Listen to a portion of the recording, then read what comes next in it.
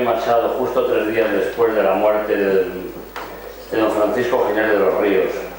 Lo escribió el 21 de febrero de 1915 y bueno, es un poema lleno de sentimiento, un recuerdo a la persona, a su obra y sobre todo a esa sierra de Guadarrama a la que tanto amó.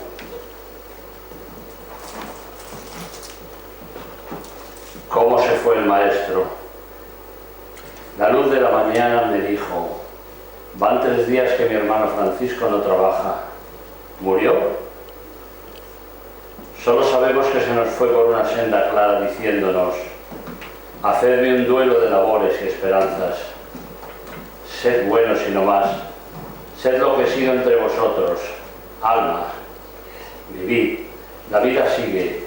Los muertos mueren y las sombras pasan. Lleva quien deja y vive el que ha vivido. Nunca sonar, emudeced campanas, y hacia otra luz más pura partió el hermano de la luz del alba, del sol de los talleres, el viejo alegre de la vida santa. Oh, sí, llevad, amigos, su cuerpo a la montaña, a los azules montes del ancho Guadarrama. Allí barrancos hondos de pinos verdes donde el viento canta. Su corazón repose bajo una encina casta, en tierra de tomillos donde juegan mariposas doradas. Allí el maestro un día soñaba un nuevo florecer de España. Tremendo. Bien, don José Luis Mora García, que podemos considerar un amigo, Hombre, hoy nos hablará de Francisco Giner de los Ríos como conmemoración del centenario de su muerte el 18 de febrero de 1915. El profesor Mora es coordinador responsable del Grupo de Investigación Historia del Pensamiento Español e Iberoamericano de la Universidad Autónoma de Madrid. Ha dirigido los siguientes proyectos: Pensamiento Filosófico Español en las revistas filosóficas, científicas y culturales afines. La primera Escuela de Madrid, proyectos 1, 2 y 3. El eslabón intermedio, Ramiro y María de Maeztu. Ha sido miembro de los siguientes proyectos: El Quijote en la cultura europea, mito y presentación. La filosofía de lo mexicano, pensamientos, política y cultura en México. Música y ciencia en el pensamiento español e iberoamericano en el siglo X y Unamuno y Europa. Coordina el programa de doctorado en estudios hispánicos, lengua, literatura, historia y pensamiento. Es representante del departamento en la Comisión de Seguimientos del Grado de Filosofía. Es presidente de la Asociación de Hispanismo Filosófico y dirige la revista de Hispanismo Filosófico, Historia del Pensamiento Iberoamericano. Académico correspondiente de la Real Academia de Historia y Arte de San Quirce en Segovia, la cual pudimos visitar de su mano en nuestro primer viaje cultural en 2010, que vamos a repetir al cabo de 5 años el próximo sábado. Asignaturas impartidas: grado, Historia del Pensamiento Español Iberoamericano, Filosofías de la Educación Contemporánea y Antropologías Españolas Iberoamericanas, y máster en Literatura de la Memoria, Filosofía y Literatura en el Pensamiento Español. Cada año gozamos de la presencia del profesor Mora, por lo que le tenemos que agradecer que hoy se encuentre entre nosotros. nada. Muchas gracias. Muchas gracias, Rodrigo.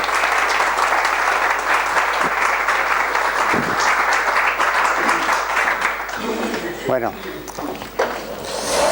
me voy a sentar porque quiero leerles algunos textos y no podría hablar desde ahí, pero aquí el único mérito es su amistad, ¿no? Es el único mérito que puedo aducir.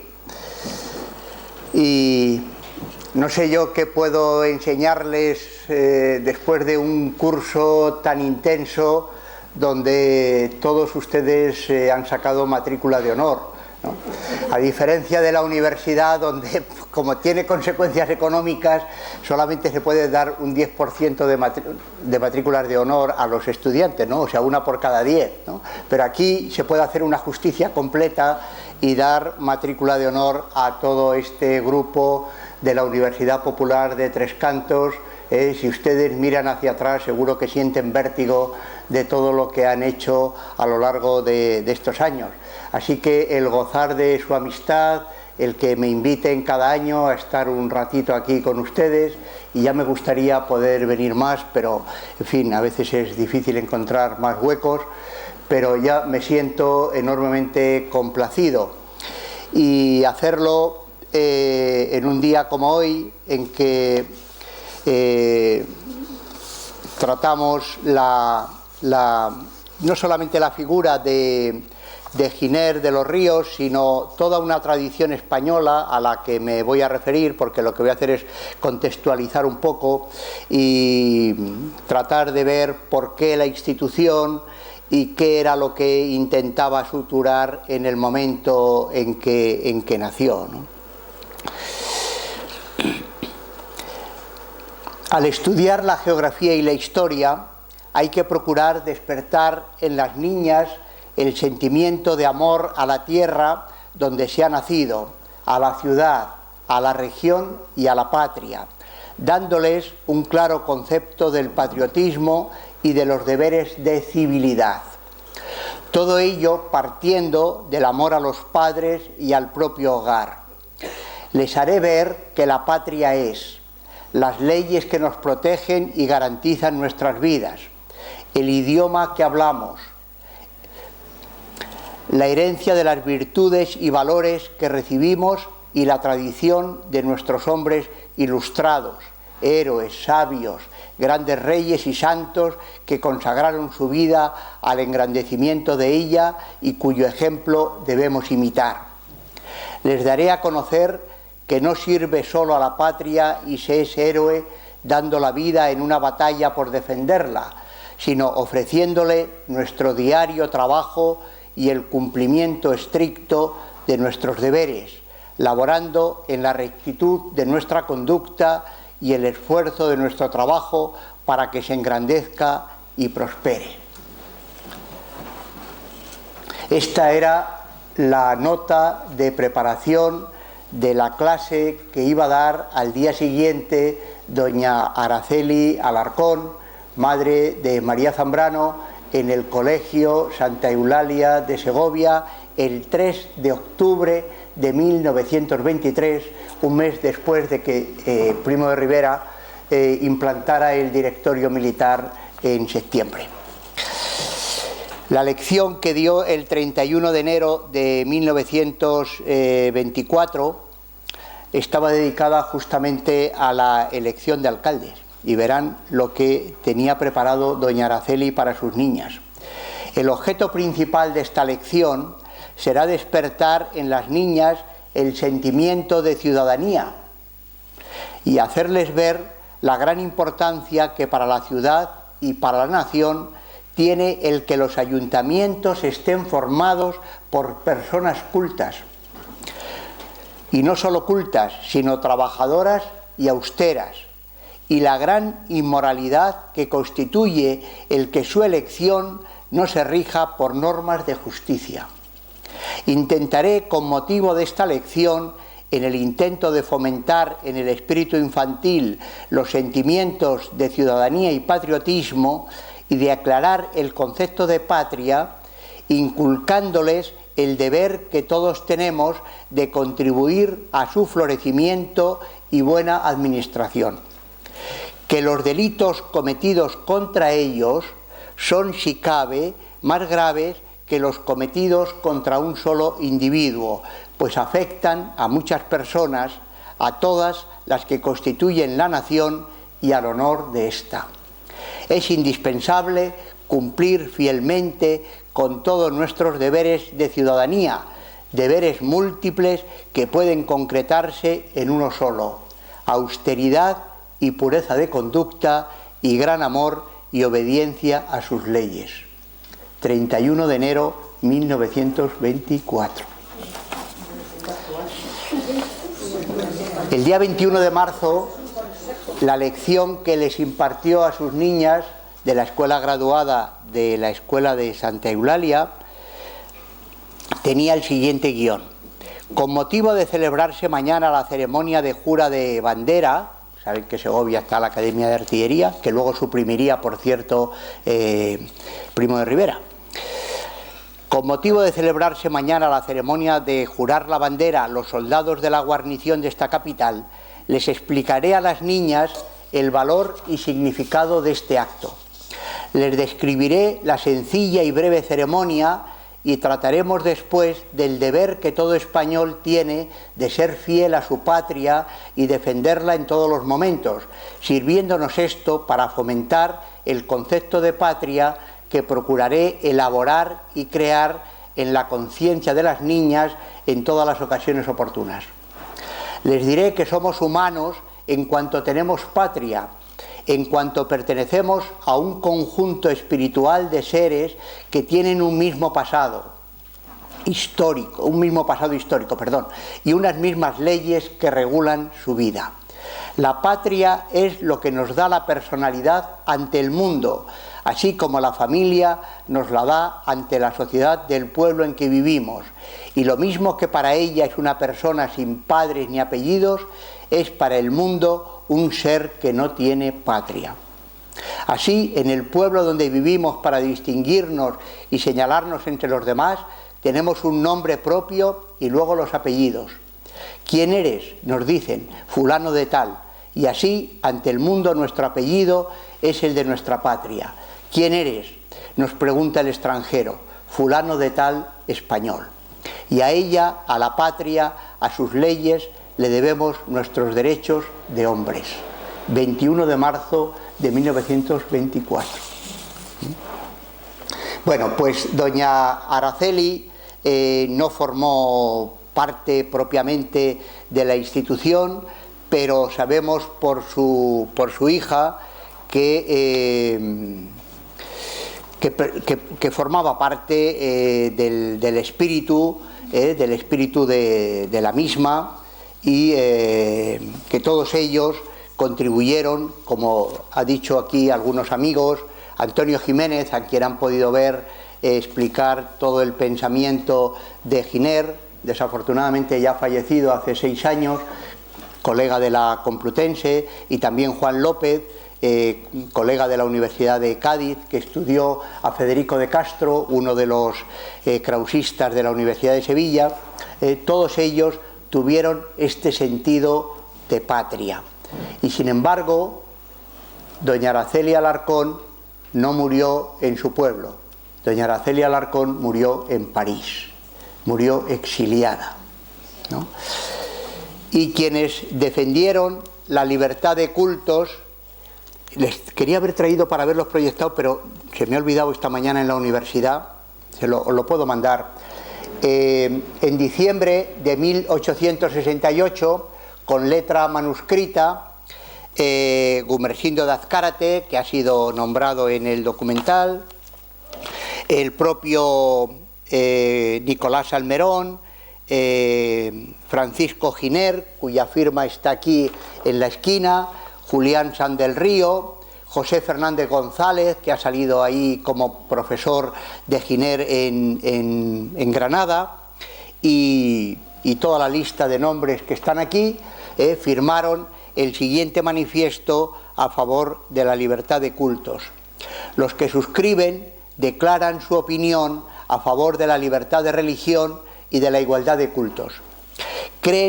Comprende la primera, la libertad de religión, la profesión, la enseñanza, la propaganda, la discusión en toda la materia religiosa, realizada por todos los medios de publicidad, de reunión y de asociación, bajo todas sus formas, y el ejercicio público y privado de todos los cultos, sin intervención ninguna del Estado en el régimen interior de las iglesias.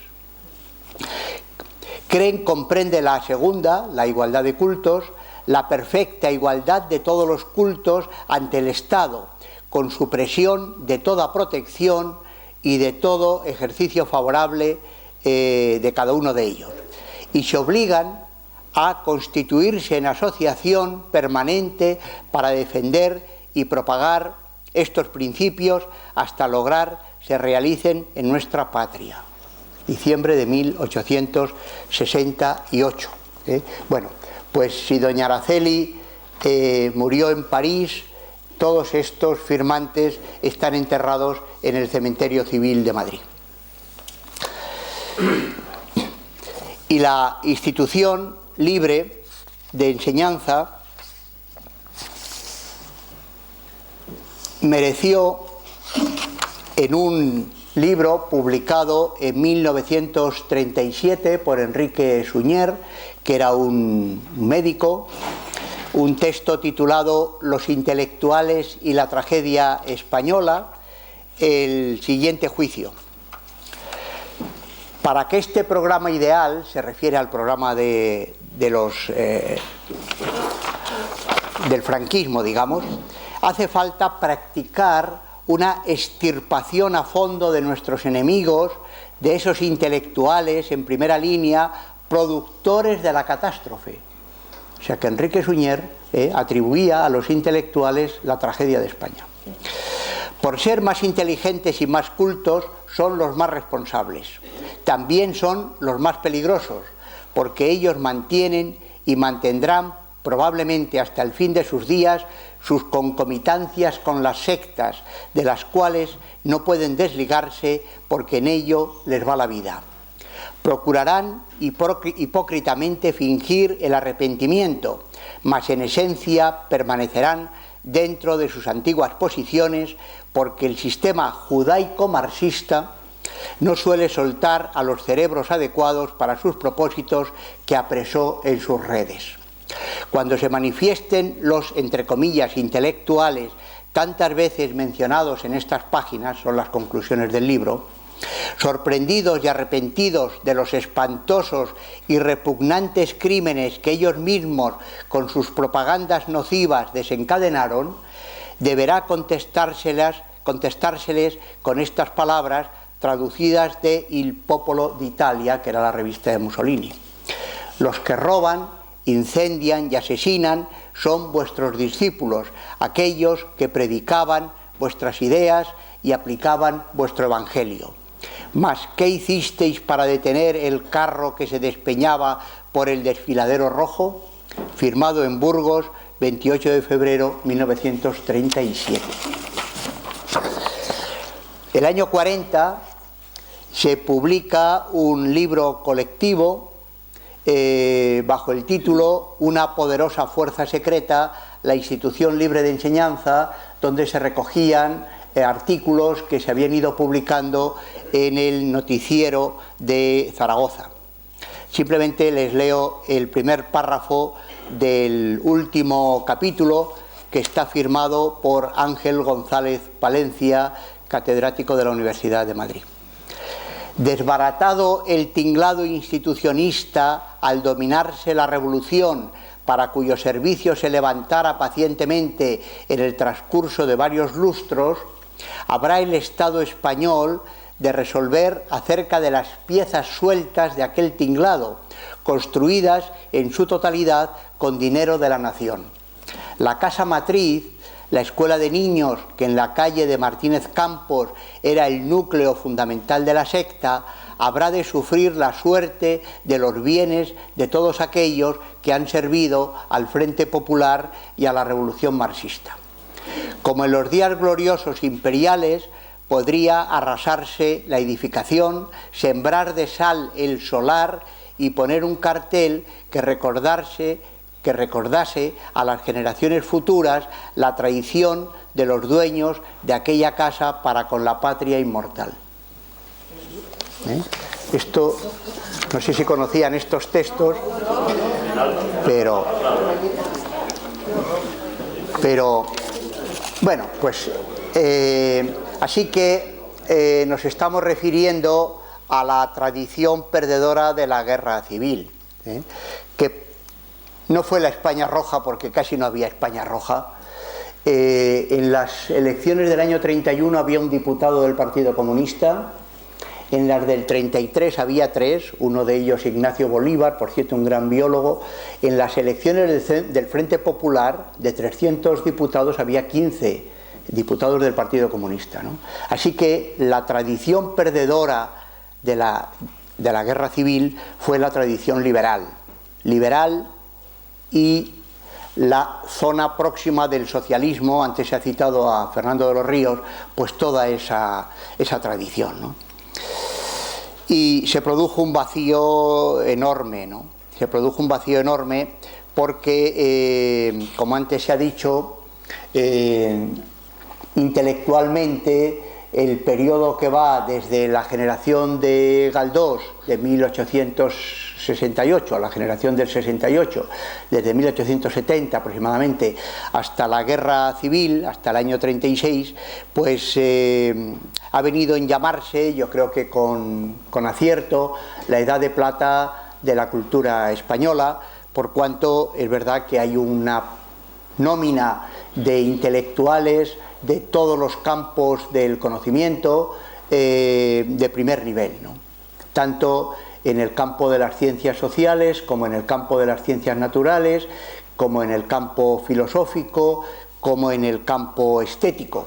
Dentro de la estética, desde luego la novela en la primera fase y la poética en la generación del 27, como les digo, forman un número de una importancia que difícilmente puede decirse que haya habido un país que haya concentrado tantos intelectuales de tanto nivel en 3/4 de siglo aproximadamente. Prácticamente los que no fallecieron se exiliaron y, como se sabe, México se benefició de todo este grupo. Y también, como bien saben, el general Cárdenas tuvo la visión de incorporarles a la Universidad Nacional Autónoma de México, y los niños que se exiliaron pues siguieron las enseñanzas en 3 grandes colegios de la Ciudad de México, que fueron el Colegio Luis Vives, que fundó Rubén Landa, un catedrático de filosofía, amigo de Unamuno, que estuvo primero en Salamanca y luego en Segovia, y que, por cierto, formó parte del grupo con Pablo de Andrés Cobos y otro maestro llamado Norberto Hernán, que formaban parte del Partido Republicano en Segovia, y fueron quienes llevaron a Ortega, a Gregorio Marañón y a Pérez de Ayala al Teatro Juan Bravo a la presentación de la agrupación al servicio de la República en febrero del 31, ¿no? Pues Rubén Landa, un gran traductor,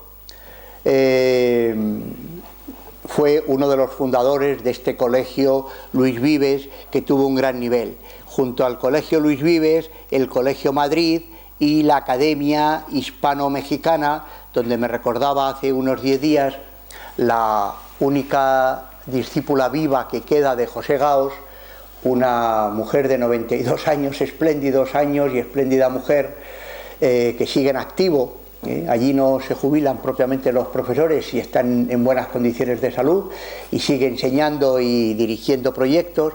Pues me recordaba que ella, hija de un ingeniero de las minas de Río Tinto, cuyo padre había ascendido poquito tiempo antes de julio del 36, y por eso habían venido a Madrid, les pilló aquí la guerra, y luego, bueno, de aquí marcharon vía Barcelona, Francia, como tantos otros, a México, que ella había estudiado en esta Academia Hispano-Mexicana, donde dieron clase buena parte de los profesores que se exiliaron, herederos de la institución libre de enseñanza. Aquí quedó la guerra y la guerra mundial a continuación, el golpe de Estado y lo que yo llamo la funcionalización del Estado. Bueno, hoy se sabe que primero la Falange no quería la guerra civil, quería un golpe de orden parecido al de Primo de Rivera, puesto que consideraba que las masas obreras se habían demandado, etcétera, etcétera. El ejército, apoyado en los terratenientes y sobre todo los generales africanistas, iniciaron la guerra, que fue una guerra de exterminio, como se sabe. Entre comillas, lo de legitimación, ¿no? puesto que nunca un golpe de fuerza tiene legitimación, propiamente en términos democráticos. Pero el intento de legitimación se creó a posteriori con la creación del partido único, el año 37, cuando Franco mete a todos en el mismo grupo, grupos que entre sí eran bien diferentes, desde los propios falangistas, una vez también reacomodados, los tradicionalistas, la Iglesia, que entra también en liza, etc. Bueno, y el segundo momento de legitimación es la creación del Instituto de Estudios Políticos el año 40. En este Instituto de Estudios Políticos, que hoy es el Centro de Estudios Constitucionales, obviamente, se juntaron pues personas de formación próxima al tradicionalismo, gente que venía de Acción Española, etcétera, pero también vinieron a parar ahí intelectuales que habían formado parte de la órbita de Ortega, es decir, personas que habían sido liberales, que habían evolucionado hacia concepciones fascistas o fascistoides o como se quieran llamar. Ahí estaba pues desde José Antonio Maravall hasta Laín Entralgo, ahí estaba Aranguren, en fin, estas familias. Laín también, gente que, ya digo, se había formado en la órbita de Ortega. Estos intelectuales, yo creo que pensaron que el franquismo iba a durar poco y desde luego a la finalización de la Segunda Guerra tenía la esperanza de que las democracias triunfantes iban a derrumbar el franquismo. Fue ingenuo, ¿no? Como saben, también el propio Ortega vino el año 45 a España desde Lisboa y también funda con Julián Marías el Instituto de Humanidades, también un poco herencia tardía de la institución, pensando que iba a convencer a la juventud española para que iniciara una transformación. Bueno, es la ingenuidad del intelectual. Primero, la juventud española en aquellos momentos estaba intentando sobrevivir, quienes asistían a sus conferencias pues era otro público. ¿Por qué les traigo esto? Pues sencillamente porque estos intelectuales, una vez que pasa el 45, hacia finales de los... se inicia la década de los 50, cuando se alivia ya un poco la situación económica. Recuerden que el PIB español del año 51 es el del año 31, ahí hay 20 años de pérdida, por decirlo así, pero en fin, hacia comienzos de los 50 ya no hay tantas urgencias y estos intelectuales se dan cuenta de que no tienen poder político para derribar el régimen militar, pero han tenido una formación con todo este grupo del que hemos visto ahora el documental, o sea, se han formado en esta España de la Edad de Plata, ¿no? ¿Y qué hacen? Pues hacen o planifican una estrategia que es la que yo denomino funcionalización del Estado, es decir, intervenir en aquellos niveles del Estado que no entran en conflicto con las ideas del régimen, pero permiten iniciar lo que tantas veces se ha llamado la modernización de España. Son, digamos, los ajustes que va a traer Rendueles y que luego van a dirigir los intelectuales del Opus Dei, una vez que toman las riendas supliendo al falangismo, que había ido entrando en desgracia progresivamente, y da paso a lo que hemos llamado la concepción tecnocrática, ¿no? El desarrollismo. El desarrollismo consiste sencillamente en intervenir en los planos que tienen que ver con la economía y con aspectos que no tocan la, entre comillas, legitimidad del modelo político. Por eso lo llamo funcionalización. Es el momento en que se traduce a Wittgenstein, se traduce buena parte de la filosofía de la ciencia europea, etcétera, etcétera. Bueno, este periodo ha sido muy largo si es que lo hemos superado, si es que lo hemos superado. En todo caso, yo creo que los años 60, que son los años del desarrollo del turismo y todo esto, ¿no?, cuando se empiezan a crear barriadas obreras en las grandes ciudades, se intenta la supresión de núcleos rurales pequeños, se intenta que la gente pase del sector primario, es decir, el agrícola, el ganadero, al sector secundario, el industrial, pero que realmente lo que hace es pasar al sector terciario, que es cuando empieza el gran desarrollo de Madrid, prácticamente como una especie de islote aquí en el centro de la península, que prácticamente vacía de población las dos Castillas y llena la periferia y produce la inmigración de los años 60, durante ese periodo tampoco se sabe nada de la institución libre de enseñanza. Así que, digamos, la guerra corta radicalmente y convierte la institución en el enemigo a batir, según han escuchado en estos dos textos que les he leído, uno del año 37, otro del año 40. Pero luego hay un muy largo periodo en que era casi tabú el nombrar, el traer a la memoria nombres que habían formado parte de esta España que el franquismo llamó la anti-España. O sea, que leídos los textos de doña Araceli, se hace muy fuerte, ¿no? Pero así fue.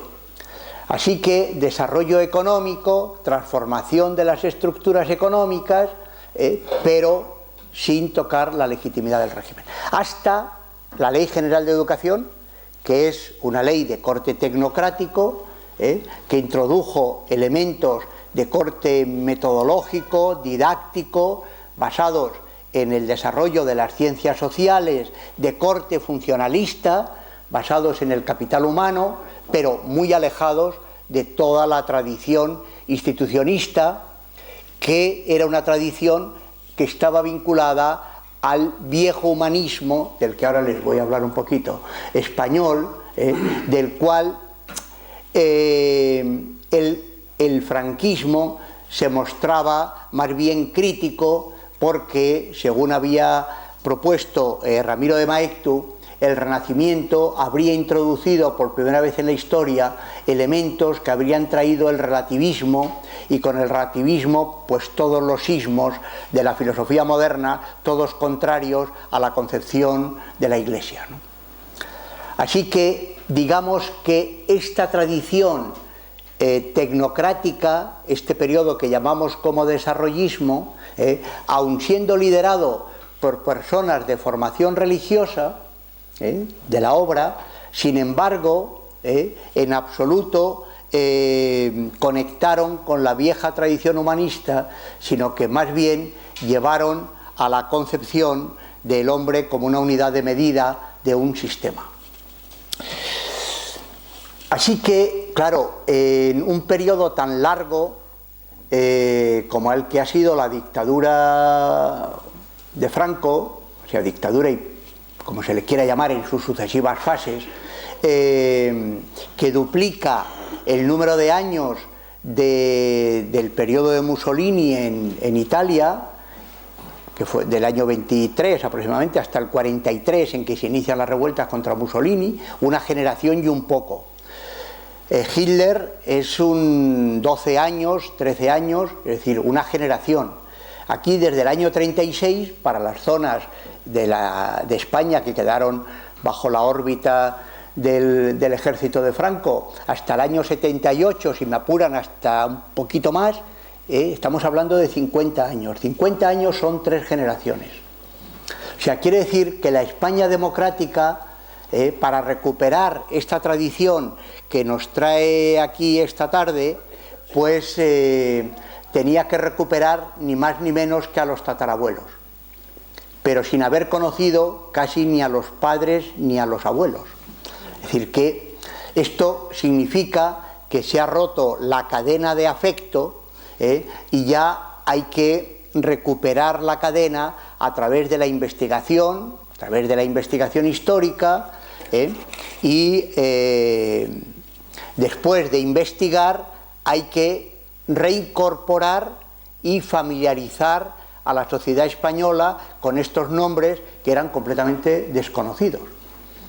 Porque los jóvenes intelectuales que se incorporan a la sociedad española en los años 60, a partir de los 60, cuando empiezan las revueltas estudiantiles después de la muerte de Ortega el año 55, y que llegan al año 70, después del mandato de Lora Tamayo y de Martínez Esteruelas, en fin, ese periodo en el que se produce la eclosión universitaria española, donde España pasa de 400.000 universitarios a 1 millón y pico, pues esos intelectuales prácticamente, salvo excepciones por razones familiares, o por algún contacto personal o algún viaje, en fin, en esto nunca nada se corta del todo, ¿no? Y siempre hubo algunos pequeños puentes, pero en general la sociedad española era ajena a todos estos nombres.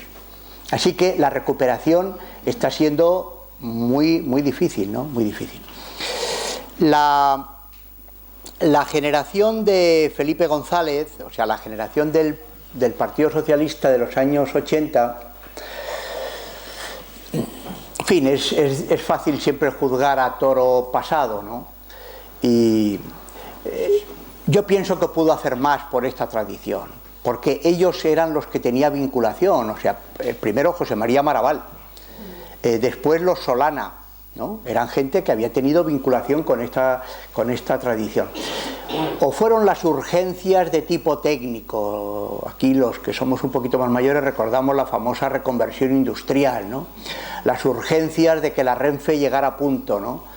Todavía queda en la memoria colectiva los retrasos de los trenes, el hacer autopistas o autovías, en fin, prácticamente toda la labor de infraestructuras. Yo creo que eso impidió realmente que conectaran con esta tradición. Y además, concretamente Felipe González, que se formó también en Bélgica, José María Maraval lo hizo en Oxford. Para ellos su modelo fue más bien la socialdemocracia alemana, es decir, Willy Brandt, la socialdemocracia sueca o los Palme, en fin, este tipo de tal manera que el viejo socialismo quedó un poco como propio de la España de la alpargata, de la España analfabeta, es decir, había que ser europeos, ¿no? De tal manera que el viejo dicho orteguiano de España el problema, Europa la solución, que es una tontería, dicho sea de paso, aunque sea una tontería brillante, pues se siguió creyendo en ella y se siguió contraponiendo España a Europa, o sea, la vieja España, la simplificación de España, la identificación de la historia de España con el periodo franquista, que esta es una miopía que esa generación, tanto intelectuales como políticos, yo creo que tuvo, por un desconocimiento de la historia, en cierta manera también porque, como he dicho, sus maestros fueron ya gente de la escolástica, gente del franquismo, no los profesores que naturalmente les hubieran correspondido, que estaban fuera. En fin, por toda una serie de circunstancias, la primera parte del periodo democrático tampoco ha sido muy favorable a la recepción de toda esta tradición del liberalismo, de la institución y del socialismo humanista. Recuerden el sentido humanista del socialismo, que era el título del libro de Fernando de los Ríos. Así que la idea era punto cero, ¿no? Comencemos de cero, ¿no? A unos sectores les interesaba partir de cero porque de alguna manera su pasado no era muy digno, y otros porque o no pudieron o porque pensaban que poco había que hacer en la recuperación de España. España era el país tridentino, era el país de la Inquisición, era el país jesuítico, y por lo tanto lo que había que hacer era modernizar España, esta cantinela que oímos cada vez que alguien sube al poder. La idea de la modernización, sería interesante coger las hemerotecas para ver cuántas veces se ha repetido esto. Así que con esto lo que les quiero decir es que la recepción de Giner y de toda esta tradición institucionista pues es bastante reciente, y ha significado pues la inmersión en archivos y la recuperación en buena medida de archivos extranjeros, tanto europeos como americanos. Y en esto estamos. Por eso me parece tan loable la labor que ustedes hacen como grupo, porque esto es una labor de largo recorrido, y significa ir transmitiendo a nuestros jóvenes pues esta tradición que considero bien honorable de la historia de España, donde estos escritores, intelectuales, científicos, educadores, no contraponían España a Europa, sino que tenían una visión unitaria de España y de Europa. ¿Por qué la institución? Pues era una asignatura que había quedado interrumpida. Comentábamos ahora, ¿verdad?, aquí cuando estábamos viendo el documental, que uno de los problemas de España ha sido justamente la falta de continuidad, ¿no? O sea, las continuas interrupciones, ¿no? Las continuas interrupciones. Una nación se construye sobre dos parámetros, que son la continuidad y la vigencia. La continuidad y la vigencia. Si una nación no tiene esta posibilidad, por razones complejas, unas veces puede ser por problemas de legitimación desde el punto de vista de las letras, o sea, de lo que es el aparato simbólico sobre el que se construye una colectividad, y ahí pues los discursos filosóficos y literarios, la historia juega un papel fundamental. Otras veces porque las armas vencen a las letras, cosa que ha ocurrido con demasiada frecuencia en nuestra historia. De esta manera que cuando no hay una articulación adecuada dentro del Estado entre las instituciones y su legitimación, sufren tanto los saberes como el propio Estado. Y eso requiere continuidad. La discontinuidad, como digo, fractura, desubica a los saberes, e impide la consolidación de las instituciones, cosa que todavía al día de hoy tenemos un cierto déficit. Y la otra pata, lógicamente, es la vigencia.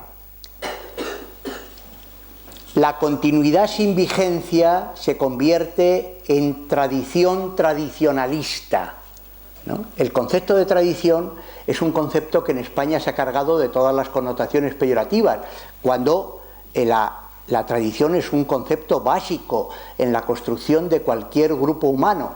El problema es que cuando la tradición se agarra o se vuelve continuamente a un supuesto origen extrahistórico de carácter esencial, bien sea religioso, bien sea caracteriológico o bien sea biológico, es decir, de carácter racial, entonces esa tradición se vuelve tradicionalista y se vuelve dogmática y se vuelve peligrosa. Pero una cosa es la tradición y otra cosa es el tradicionalismo. Para que la tradición se mantenga viva es necesaria la vigencia. La vigencia quiere decir que es estar continuamente abierta a la búsqueda de la solución de los problemas y de las claves y de aquello que todo grupo humano va necesitando en su propio vivir, en su propio desarrollo, ¿no? La vigencia, si no tiene tradición, se vuelve moda. Y la moda pasa, como decía Galdós, como los sombreros de señora, que es también parte de algunas cositas que nos han pasado durante la transición, que hemos confundido modas con concepciones científicas, tanto de las ciencias sociales como a veces de las ciencias naturales, pero sobre todo de las ciencias sociales, como si fueran definitivas. Bastaría ver ahora la cantidad de modelos propios de la psicología, de la sociología, que han ido pasando desde los años 60, sobre los cuales hemos ido montando sucesivas reformas educativas, ¿no? Y como el viento solano han ido cambiando, ¿no? Porque faltaba este soporte que es al que se remitió la institución libre de enseñanza, que era la apuesta por crear, por construir la nación sobre la continuidad, de ahí la remisión a la historia, ¿verdad? El conocer las ciudades, el visitar los monumentos, el que los estudiantes conocieran sus antepasados, lo que señalaba Araceli a propósito de la historia y de la geografía, y al mismo tiempo estar atentos a las cuestiones del presente. De ahí también, como se ha señalado en el documental, la atención que tuvieron al desarrollo de las ciencias sociales y de las ciencias naturales. Parte de algunos déficits que tenemos del periodo democrático tienen que ver en parte con la duración de un periodo autoritario tan largo, que no solamente redujo la historia a la parte que le interesaba a los triunfadores de la guerra civil, expulsando una parte importantísima de españoles y de la historia de España, que consideró anti-España, ¿no? Sino que además ha habido este componente, ¿verdad?, de moda, porque el problema de las dictaduras no solamente es que olvidan la tradición, eso sería lo menos malo que puede pasar, aun siendo muy negativo. El problema de los gobiernos autoritarios es que pervierten la historia, o sea, descolocan todo el edificio simbólico sobre el que se construye un grupo humano. Reconstruir el valor de las palabras, volver a hacer que las palabras signifiquen lo que debe significar, estamos comprobando que lleva casi medio siglo, que este año hace 40 años de la muerte de Franco, ¿no? 75-2015, ¿no? 40 años, ¿no? Y vemos todavía los déficits que hay, ¿no? Así que la institución tuvo conciencia en el momento en que nació que era necesario, hasta las 8 si les parece, para no cansarles mucho, ¿no? Y luego si quieren hablamos, ¿no? La institución tuvo conciencia de que la historia de España había sido una historia de discontinuidades, y había sido una historia de discontinuidades porque España ha tenido una singularidad, y cuando digo singularidad no tiene nada que ver ni con anomalías, ni con que hayamos sido un pueblo enfermo, ni... las metáforas de tipo médico cuando se aplican a la sociedad son muy peligrosas, ¿no? A veces se ha dicho que España tenía una metástasis y este tipo de cosas, porque claro, la curación de una enfermedad no es igual que la corrección de los problemas sociales, ¿no? Así que las metáforas son un instrumento de conocimiento, a veces necesario, pero hay que utilizarlo con mucha prudencia. Por eso digo singularidad, no digo nada más que singularidad. Como cada país ha tenido su singularidad y no ha habido ninguna construcción nacional que no haya sido difícil, ¿no? Quizás los que han tenido un poquito menos de problema han sido los ingleses, pero todos los demás bastantes, y alguna nación incluso nos han roto Europa hasta 2 veces en un siglo, así que la cosa ha sido bastante dura, ¿no? Bueno, pues la singularidad española consistió en que fue, y verán por qué traigo esto a colación, paso enseguida al 19, la construcción del primer embrión de Estado se hizo sobre la religión católica, ¿no? Eso ha sido una singularidad radical en la historia de España, porque fuimos los primeros que construimos un embrión de unidad, un siglo antes que Francia e Inglaterra, que son 2 estados del siglo XVII, y el siglo XVII ya construye los estados sobre la razón filosófica, la razón científica, pero en la última parte del siglo XV todavía no había el desarrollo de la modernidad que nace en el 17. Así que los reyes católicos echaron mano de lo que tenían. ¿Y qué tenían? La catolicidad. Así que todavía no era un Estado moderno, pero se dieron cuenta que no podía existir la fragmentación, que la fragmentación debilitaba, que era necesario la unidad, pero fijaos, me permito tutearos, que de finales del 15 hasta 1620, en 30 años, España pasa de ser Castilla y Aragón a ser el mundo. ¿No? O sea, nos encontramos con un continente entero, y a la incorporación de la Casa de Austria nos encontramos con casi toda Europa central. ¿Qué instrumento tenían de construcción, del mantenimiento de la unidad de un territorio tan extenso? La catolicidad. La Iglesia en ese sentido ha sido la primera sociedad global que ha existido, o sea, el primer elemento de cohesión, ¿no? ¿Qué sucede? ¿O qué sucedió? Pues sucedió, cortando mucho porque esto lo traigo solamente, lo digo porque, por lo que ahora voy a señalar, porque Fernando de los Ríos, cuando una vez en la frontera le preguntaron por su religión, dijo erasmista. Y ahora, a propósito de esto, el erasmismo llega a España en este periodo al que me refiero e introduce la construcción de la conciencia moderna. O sea, no hemos estado en absoluto ajenos a lo que ha sido la fundamentación o lo básico del pensamiento moderno, que ha sido la construcción de la conciencia. Y como esta va a ser la clave de la función de la institución, que es la fundamentación de la libertad de conciencia, por eso me remito aquí, ¿no? España estuvo durante la primera parte del siglo XVI en la construcción de la conciencia moderna. Es el periodo del humanismo. Erasmo tuvo una presencia importante en España, aunque él no vino a España.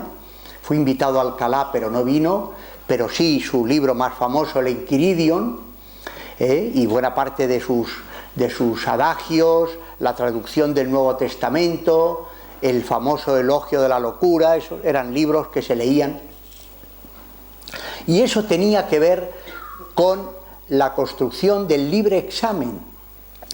Ciertamente, Erasmo no cortó con Roma, como lo hizo Lutero. No fue un hereje en ese sentido, pero las bases de la libertad de la conciencia, o sea, de la eliminación o al menos de la suavización de la Iglesia como institución de mediación entre el individuo y Dios, que era el papel que juega la Iglesia, todo ese debate teológico, eso tuvo presencia en España. Y el Enquiridion, o Manual del Caballero Cristiano, que fue el libro más famoso de Erasmo, fue traducido y fue un bestseller de la época. Toda esta situación quedó interrumpida.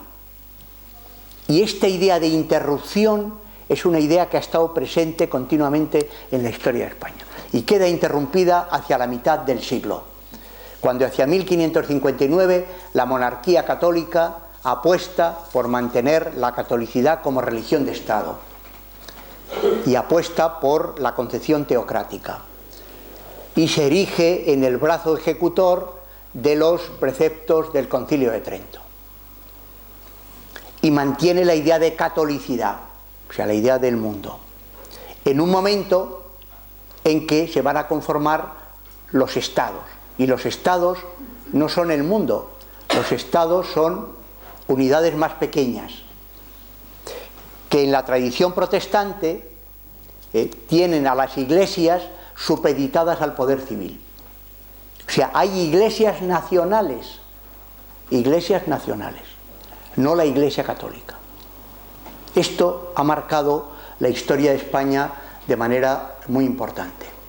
Bueno, tendría que referirme ahora al papel de los místicos, ya que este año es el centenario de Santa Teresa. Los místicos fueron plenamente modernos, o sea, en el sentido de la recepción agustiniana del Dios en el interior del hombre, y toda esta idea de la construcción de la conciencia como el espacio de la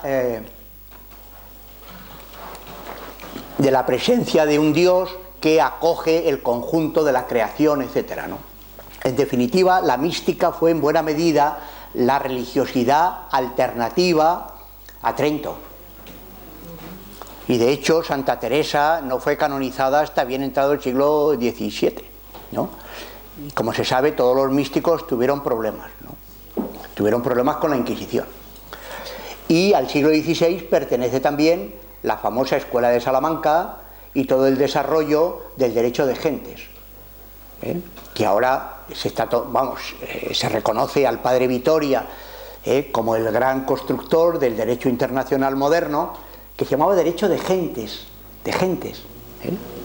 importantísimo. Bueno, así que el siglo XVI, que hemos estudiado tan mal, que nos lo han enseñado más bien mal, entre mal y fatal, pues es un siglo clave para entender esto. ¿Por qué? Bueno, pues los intelectuales que van viniendo detrás, unos pertenecen, digamos, a la tradición conservadora, al periodo más conservador, y otros intentan recuperar esta parte de este periodo de la España renacentista que habría quedado interrumpido. O sea, la primera interrupción de la España moderna habría tenido lugar ahí. El mantenimiento de la catolicidad habría hecho que, primero, se produjeran los primeros exilios, judíos, musulmanes, los moriscos, en fin, ¿no? Y que España no pudiera establecerse en los moldes políticos que se empezaban a conformar como parte de la modernidad y al desarrollo de la ciencia moderna. Galdós, en 1907, prologó un libro titulado Vieja España, de José María Salaverría, y en él decía lo siguiente, verán qué interesante. Dice: doña Isabel de Castilla, de quien antes hace un elogio, tuvo en su feliz reinado éxitos admirables. También incurrió en notorios desaciertos. Su principal error fue aquel tenaz empeño en salvar las almas, no sólo de los españoles de su tiempo, sino de todos los que hemos venido después. Este afán de regir las conciencias presentes y futuras es una extralimitación, un abuso de facultades políticas que hoy no puede ser perdonado, decía Galdós el año 7. A tal dislate la llevaron consejeros espirituales dañados de un fanatismo ardiente, visionarios de la imposible unidad de la fe. Bueno, podría explicarles mucho de esto, pero no hay mucho tiempo. Así que esta es la clave. Se ha intentado recuperar, es decir, ha habido momentos históricos en que se han intentado, digamos, recuperar aquel elemento perdido de esta apuesta por la libertad de conciencia. Desde luego, el anterior a la institución fue el final del siglo XVIII, el paso al XIX. Yo hablo de una ilustración interrumpida en España, no de una inexistencia de la ilustración, como muchos han dicho, España, país sin ilustración, entre ellos Ortega, ¿no? Habló de la tibetanización de España, pero ¿cómo va a estar España aislada si España era Europa? Podrían ser muy conservadores, podrían ser lo que fueran, pero no estar aislados, ¿no? Y porque además había, pues si además nuestras guerras civiles han sido todas internacionales, así que por aquí pasaban soldados de todos los países, ¿no? Y la guerra de sucesión, de los Austrias a los Borbones, pues fue una guerra civil y una guerra internacional, ¿no? Bueno, Así que no ha sido un país sin ilustración, pero sí es verdad que la ilustración quedó interrumpida. Como saben, a finales del 18 está conformado un espíritu liberal realmente interesante, el de la Escuela de Sevilla, el de la Escuela de Salamanca, al que pertenecen Manuel José Quintana, Alberto Lista, Cienfuegos, Moratín, Blanco White, del cual voy a decir una palabra ahora, en fin, un grupo de intelectuales que son la base de lo que va a ser la Constitución del 12, ¿no? En 1812. Una Constitución que todos los constitucionalistas señalan como una Constitución moderna, ¿no? Una Constitución moderna. Lo que sucedió fue que en Francia, coincidiendo con la Revolución, se generó un pensamiento reaccionario, es decir, defensor del viejo régimen.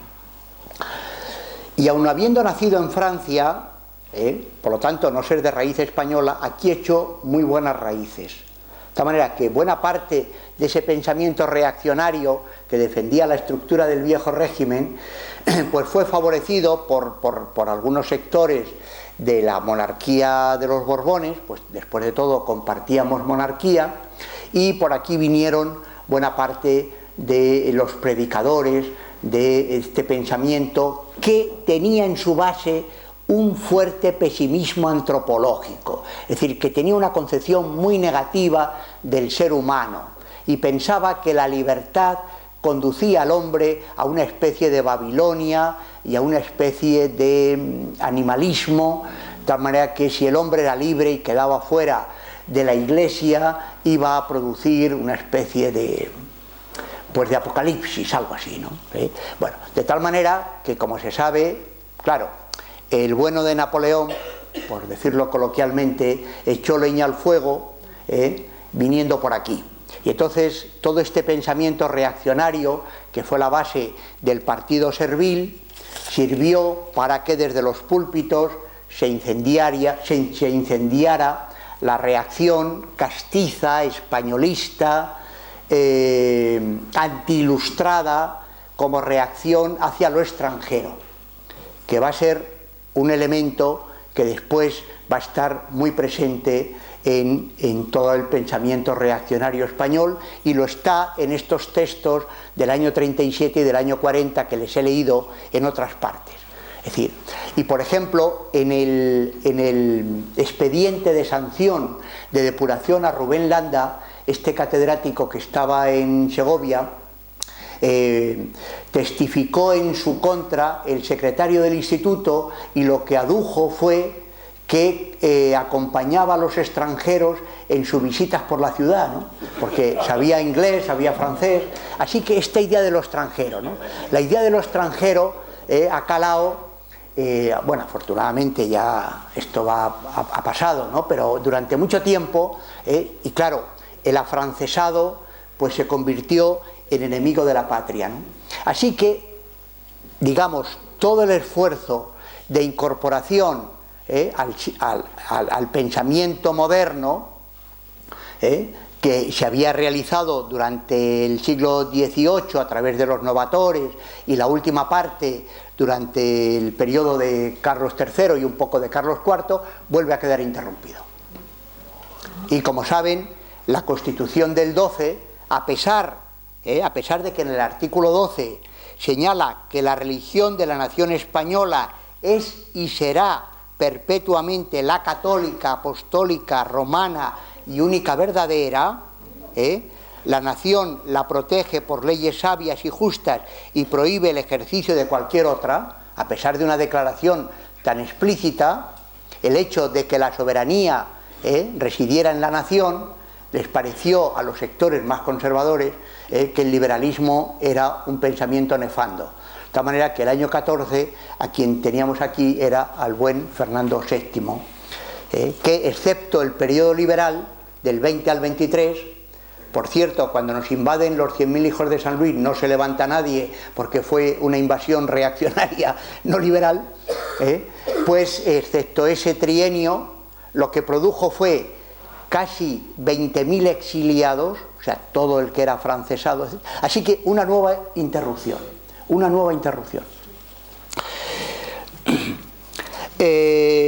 Las constituciones del año 45 y del año 37 y 45 mantienen básicamente la idea de la religión católica como religión de la nación, y es a partir de la incorporación, como se ha dicho en el documental, del pensamiento krausista, que, como también se ha dicho, incorporó San del Río, a quien el ministro Gómez de la Serna envió a Alemania. Realmente no le envió para que trajera ningún sistema metafísico, esto fue una libertad que él se tomó.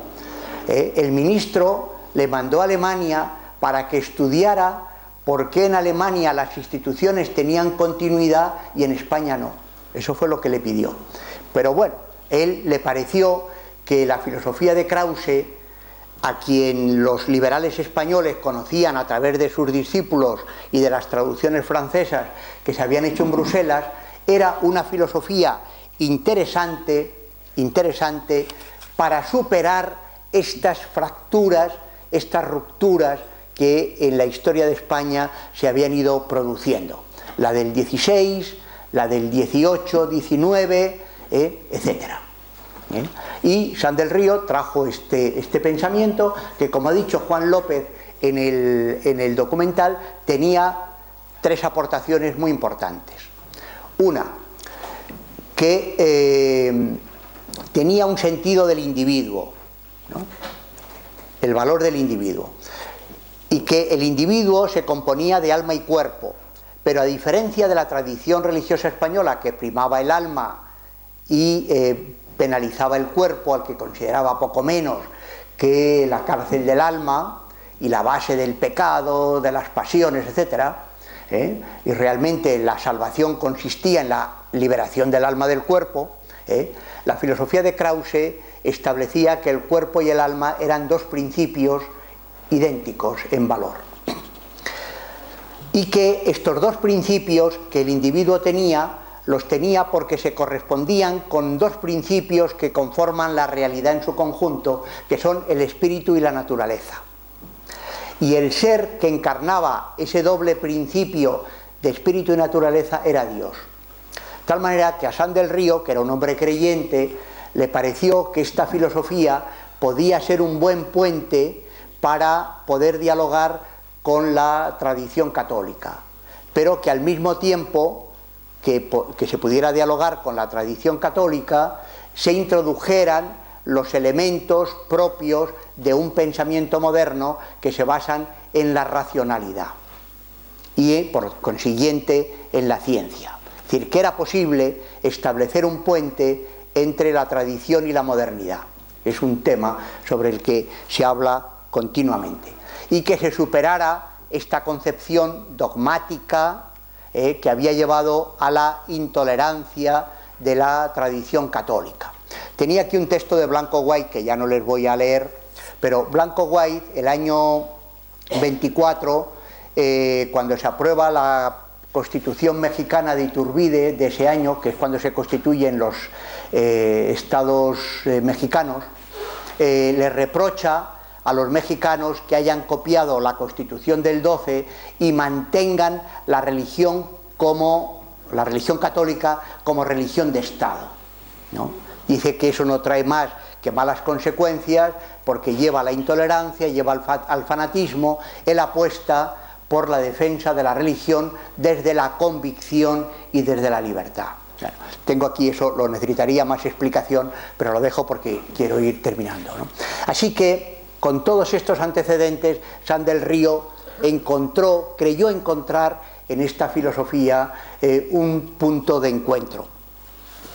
Galdós, el año 85, enviaba a sus lectores de Argentina, donde colaboraba con un artículo quincenal en el periódico La Prensa, un artículo muy muy interesante titulado El sentimiento religioso en España, que era un poco el eco del debate que se había producido el año 76 y que se conoce como la la tercera polémica de la ciencia española, donde se habían confrontado Menéndez Pelayo de un lado y José del Perojo y Manuel de la Revilla, en fin, dos neocantianos, no quiero ahora meterles en más líos, por otro, ¿no? Así que Galdós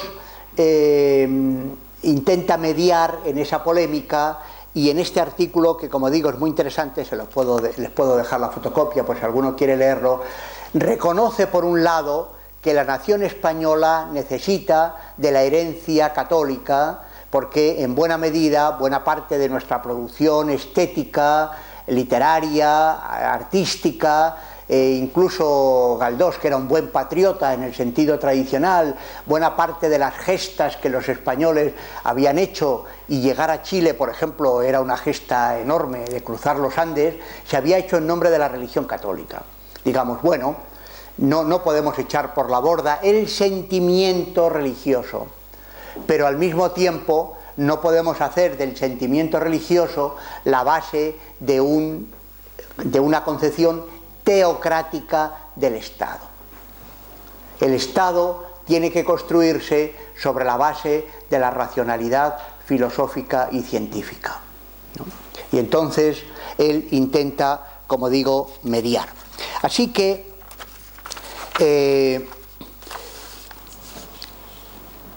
el año 69, la Constitución del 69, viene a ser la expresión de política de esta filosofía krausista que se desarrolla sobre todo en la Universidad Central, los años 60. En Barcelona, en Cataluña, hubo poco krausismo, muy poco. Allí hubo más bien la recepción del positivismo de Comte, de Littré, por la cercanía con Francia, en fin, todo esto. Pero en Madrid, en la Universidad de Madrid, el krausismo tuvo mucha presencia en los años 60, mitad de los 50 y 60, y es la base de la Constitución del 69, cuyo artículo 21, a propósito de la religión, dice lo siguiente: la nación se obliga a mantener el culto y los ministros de la religión católica. El ejercicio público o privado de cualquier otro culto queda garantizado a todos los extranjeros residentes en España, sin más limitaciones que las reglas universales de la moral y del derecho. Si algunos españoles profesaren otra religión que la católica, es aplicable a los mismos todo lo dispuesto en el párrafo anterior. Como ven, bastante suave, muy suave. El proyecto de Constitución del año 73, pues que es la Constitución de la República Federal, simplemente se limita a decir en el artículo 34 que el ejercicio de todos los cultos es libre en España. Y luego ahora les diré una palabrita sobre el año 76. Así que cuando se crea la institución libre, se crea primero como fruto de un fracaso, del fracaso de la Constitución del 69, hay que decirlo así. Hay un libro muy interesante de José María Jover Zamora, un historiador ya fallecido, titulado Realidad y mito de la Primera República, donde analiza con mucho detenimiento cómo toda esta generación, que es la generación de Giner, la generación de Galdós, porque San del Río es del año 14, Giner del 39, Galdós del 43. Estamos hablando de los que tenían 25 o 30 años cuando llega la Constitución del 68. O sea, los protagonistas, ¿no? Galdós venía de Francia, en Alicante se entera del golpe de Prim y viene corriendo como pudo, no había el AVE, pero viene corriendo a Madrid porque quiere participar de lo que él creía que iba a ser la construcción de un Estado liberal por fin en España, ¿no? Con la Revolución del 68. Lo cierto es que la Revolución del 68 fracasa, la Constitución del 69, como ven, es bastante liviana y da paso a un monarca extranjero, o sea, ni siquiera se implanta la República, se implanta de nuevo una monarquía que es la de los Saboya.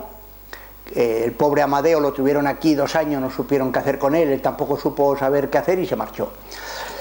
Y el periodo de la República, 11 meses, 4 presidentes, la lucha entre los republicanos que estaban divididos en 3 facciones, los radicales de Ruiz Zorrilla, los posibilistas de Castelar, los intermedios de Salmerón, en fin. ¿Qué quiere decir esto?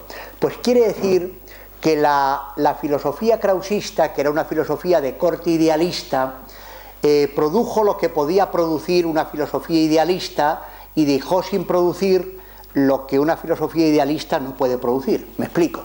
O sea, lo que hubiera podido producir una filosofía más positivista, más, digamos, más concordante con lo que estaba en ese momento desarrollándose en Inglaterra, que era el modelo de Estado al que miraban los liberales españoles. Y lo que puede producir una filosofía idealista es la defensa de la libertad de cultos, libertad de expresión, libertad de cátedra, etc. Esos derechos quedaron plasmados en la Constitución del 69. Pero desde el punto de vista de la construcción de un Estado, con sus instituciones, desde el punto de vista positivo, positivista, es decir, de construcción, pues ahí mostró su debilidad. Su debilidad. De tal manera que, como saben, lo que ocurrió fue que el año 75 lo que teníamos es de nuevo la restauración borbónica y la Constitución del 76, donde señala en su artículo 11 que la religión católica apostólica romana es la del Estado. O sea, después de tantas vueltas y revueltas, habíamos venido a parar casi al principio. La nación se obliga a mantener el culto y sus ministros. Y luego añadía una coletilla para ganarse un poco a los liberales: nadie será molestado en el territorio español por sus opiniones religiosas ni por el ejercicio de su respectivo culto, salvo el respeto debido a la moral cristiana. Bueno, este es el artículo. Así que este es el momento en el que Francisco Giner, que se ha formado en Barcelona, como han escuchado, que ha estudiado con Fernández y González en Granada, que viene el año 62 de la mano de su tío Ríos Rosas a Madrid, que tiene por tanto una formación abierta, una formación jurídica, que entra en contacto con el Ateneo y con los grupos liberales de Madrid, con Galdós entre ellos, se da cuenta, o el diagnóstico que hace es que el primer esfuerzo liberal, que ha sido la Revolución del 68, la Constitución del 69 y el sexenio democrático, ha fracasado porque han fracasado los individuos. Es decir, los españoles no estaban formados para desarrollar un proyecto de Estado liberal. Así que, aprovechando que efectivamente el ministro Orobio les expulsó porque, de acuerdo a esta Constitución, los catedráticos estaban obligados a jurar los dogmas de la Iglesia Católica y ellos eran defensores de la libertad de conciencia, se niegan a jurar los dogmas de la Iglesia Católica, son expulsados. Y es cuando fundan la institución libre de enseñanza. Es decir, ya que no hemos conseguido construir un Estado, construyamos una escuela. O sea, hagamos de la nación una gran escuela, y comencemos por formar individuos. Así que eran reformistas, no revolucionarios, porque la educación actúa siempre reformando, nunca dando saltos en la historia. Y lo que hizo Giner pues fue aprovechar de un lado los principios del krausismo, sobre todo de Froebel, que era el gran defensor de los parvularios, como ha dicho mi amigo Antonio Jiménez en el documental, es decir, comenzar la formación desde niño y crear un modelo que consistiera en un modelo unificado desde los primeros estadios hasta el final, ¿no? Y que superara los viejos defectos de la intolerancia, sobre todo de la intolerancia y de los antagonismos y de la posición cerril en la convivencia. Y ello a través de una palabra que va a ser la palabra clave, que es la palabra cultura. Lo que hay que hacer es culturizar, ¿no? Culturizar. Así que crean este centro, que fue un centro modesto, como ha dicho Juan López, con muy poco dinero, con algunos accionistas, y que realmente, vista desde hoy, pues nos parece casi una empresa sobrehumana, porque aquel proyecto que nació en torno al Colegio Internacional, en la calle Miguel Ángel no sé qué número, que luego ya termina en Martínez Campos, pues tuvo un vigor intelectual, espiritual y una voluntad tan recia que contribuyó a construir una intelectualidad de primer nivel en España. Ello trajo consigo, trajo consigo el desarrollo de las ciencias sociales, ciertamente. Fue en el marco de la institución donde se empiezan a desarrollar los primeros textos de psicología científica. Ahí se escriben los primeros textos de sociología científica en los años 80, el propio Giner, Urbano González Serrano. Muy importante, el desarrollo de las ciencias naturales. Esta generación es la que pone las bases de la que va a ser la generación de los sabios de Ramón y Cajal, la que López Piñero, un gran historiador de la ciencia, ha llamado la generación intermedia, que es la apuesta por la biología. Así como la física fue la ciencia del 17 y la química lo es del 18, la biología lo es del 19. Para bien, porque favoreció el gran desarrollo de la medicina; para mal, cuando la biología se convirtió en metafísica y favoreció las ideologías que sustentaban la superioridad de unas razas sobre otras, que sabemos dónde terminó. Pero aquí ciertamente puso las bases de lo que se conoce como la Edad de Plata de la medicina española, del famoso Colegio de San Carlos, que está en la calle Santa Isabel, donde se formaron tan grandes médicos de los maestros de Cajal y los discípulos de Cajal. Así que el desarrollo de las ciencias naturales, desarrollo del derecho, desarrollo de la educación, ciertamente apostando por tres realidades: el maestro, el niño y la escuela. El maestro, el niño y la escuela, ¿no? El maestro se va a convertir en el agente fundamental, por eso tiene que estar bien formado. Se crean, ahora haré un poco relación de los centros que se crearon, aunque ya los han oído antes.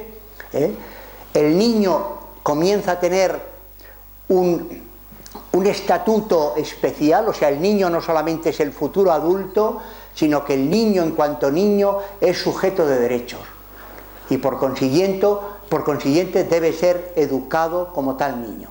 Esto, claro, está apoyado en el desarrollo de la psicología del aprendizaje, la psicología evolutiva, psicología del desarrollo, en fin, todo esto. Y la escuela como un espacio que tiene una cultura propia, que tiene que desarrollar una atmósfera propia basada en la relación pedagógica entre el maestro y el niño.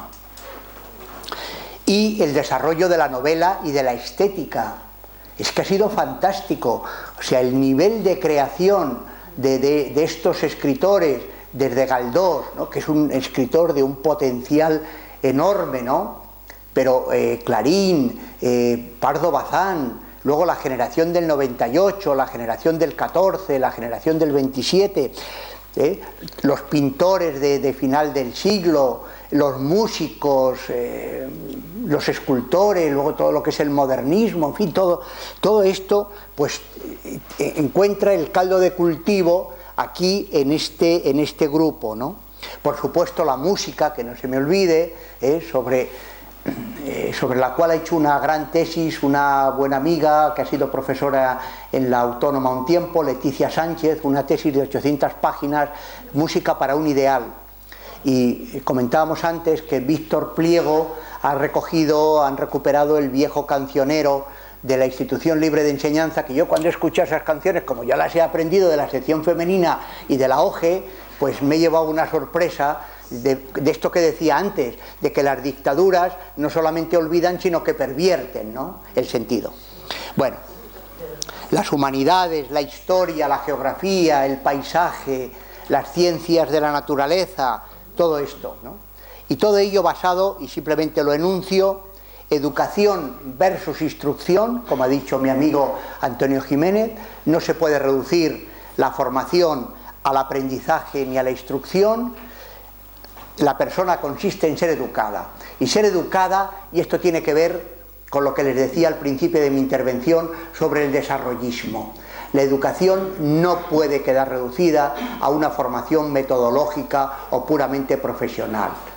El ser humano tiene que ver con valores morales. En definitiva, tiene que ver con el aprendizaje del sentido de la vida. La eficacia es importante, imprescindible, pero la eficacia sin sentido es ciega y convierte al hombre en una máquina. Y el sentido solamente lo puede proporcionar la educación. Educación activa frente a la pasiva, como se ha dicho, educación integral. Esto viene dado de la igualdad de los dos principios. La recuperación de la educación física, la educación como expresión, el dibujo, o sea, no solamente los saberes memorísticos que llevaban a la formación puramente intelectual, sino buscar al ser humano como un sujeto de expresión total. De tal manera que ellos fueron los que introdujeron el deporte en España, etc. Educación en libertad. Claro, la instrucción y el puro aprendizaje, el adiestramiento, no necesitan de la libertad. Más bien lo contrario, ¿no? Pero la educación, en el sentido pleno del término, no existe sin libertad. Por lo tanto, frente a la intolerancia, frente al dogmatismo, frente a la imposición, frente al control de la conciencia, la libertad de conciencia es básica. Educación neutra. Neutra quiere decir ninguna religión será la religión del Estado. Todos los cultos merecen respeto. El individuo tiene que ser formado en la tolerancia. Escuela unificada.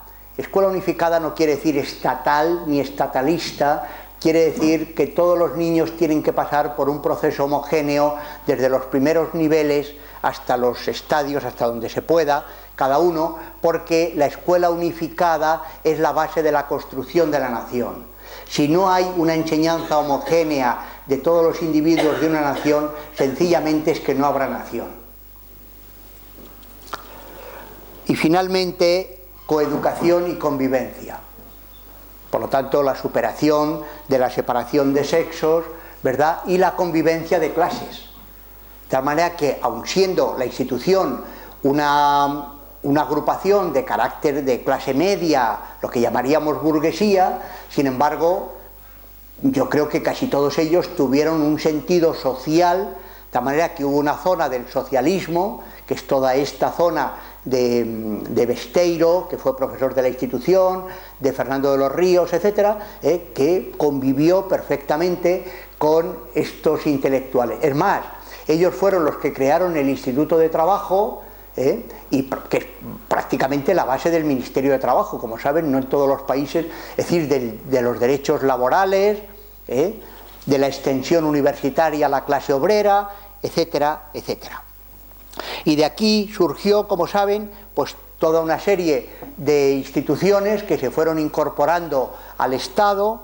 Primero el Museo Pedagógico de Cosío, que es una figura tan importante como Giner, la Junta para Ampliación de Estudios, que ya se ha mencionado, del año 7, la Residencia de Estudiantes y la Residencia de Señoritas, que dirigió María de Maeztu a su regreso de Cádiz a partir de 1915 y después de haber estado becada en Alemania, la Escuela Superior del Magisterio, que se funda en 1910, donde habían de formarse los profesores de los maestros, de la cual fue profesor Ortega, y fueron profesores buena parte de los intelectuales de la generación del 14, entre otros Lorenzo Luzuriaga, que es otra persona que daría para otra conferencia. El Instituto Escuela, que se funda en 1918, importantísimo, los congresos pedagógicos, el BILE, es decir, el boletín de la Institución Libre de Enseñanza, etc. En fin, de aquí pues surge toda esta pléyade de intelectuales, de la cual luego forma parte la generación de Ortega, que yo creo, a pesar de lo que se dice en el documental, yo creo que Ortega fue bastante injusto con esta generación, no le reconoció todo lo que le debía haber reconocido cuando él fue uno de los becarios a Alemania a partir de la fundación de la JAE y fue profesor de la Escuela Normal Superior. Desde luego la generación del 14 es la que da un avance a toda esta pedagogía, incorporando toda la educación activa que se está desarrollando en Europa en esos momentos en el eje Bruselas-Ginebra, en este, digamos, eje francófono, donde se desarrolla el Instituto Rousseau, donde enseña Piaget. Para mi generación, que se nos ha presentado a Piaget como en la cumbre de la psicología española en los años 80, cuando hubo maestros de escuela becados que escucharon a Piaget en Ginebra el año 28. Cuando yo me he enterado de esto no me lo podía creer. Digo, me han hecho perder 40 años de mi vida, ¿no? Así que la generación del 14 es la que, como digo, da un acelerón, le da más sustento científico, le da una vuelta de tuerca, pero es heredera, completamente deudora de la generación anterior.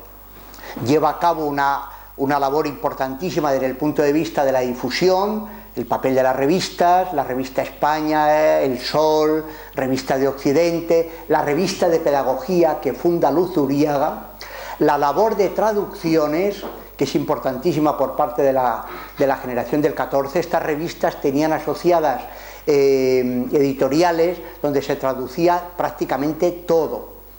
Hace unos años en la Autónoma el grupo de amigos de la Facultad de Psicología hizo una exposición en el pabellón B con todas las traducciones de esta época. Estaba todo traducido al castellano con un año de diferencia de su publicación en lengua original. Se conocía todo y se conocía sobre todo lo que se estaba incorporando en ese momento del pragmatismo norteamericano, que era el país emergente que estaba prácticamente removiendo las bases de la organización política de la vieja Europa, replanteando el concierto de las naciones, ¿no?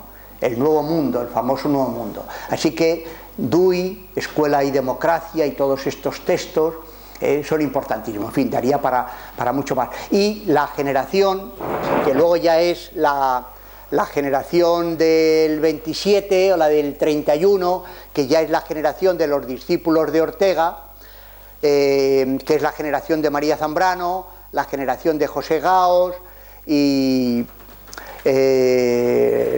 todos estos pensadores, escritores, que son ya los que se exilian, ¿no? Son los que se exilian. Si la generación del 14 es la generación que intenta formar élites, la generación del 27, otros dicen del 29 o la del 31, es la que toma conciencia de que no basta formar élites, sino que es imprescindible establecer la relación, mejor que la relación, la distancia adecuada entre las élites y el pueblo, y que la generación del 14 ha olvidado que existe el pueblo. La generación del 31, porque claro, Ortega apuesta por la República, pero rápidamente queda fuera de juego por la generación más joven. La generación más joven es la que empieza a patearse el mundo rural y empieza a descubrir las condiciones en que vive la gente en los pueblos, situación de miseria, de abandono, donde no basta llevar una biblioteca, donde no basta llevar un gramófono, donde no basta llevar una réplica del Prado, importantísimo hacerlo, pero es importante, imprescindible la justicia distributiva. Y por lo tanto no bastan las libertades, es necesario también la distribución de los bienes. Yo creo que el descubrimiento del pueblo llegó tarde, lo digo sinceramente, llegó tarde. Cuando descubrieron el pueblo, la distancia entre las élites intelectuales y el pueblo era demasiado grande. Y eso probablemente fue lo que estuvo en el germen del final de la República, ¿no? Del final de la República. Pero bueno, esta es otra historia, y perdonen que ha sido esto muy extenso. Muchas gracias.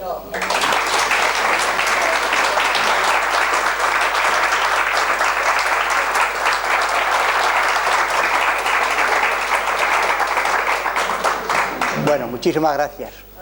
Muchísimas gracias.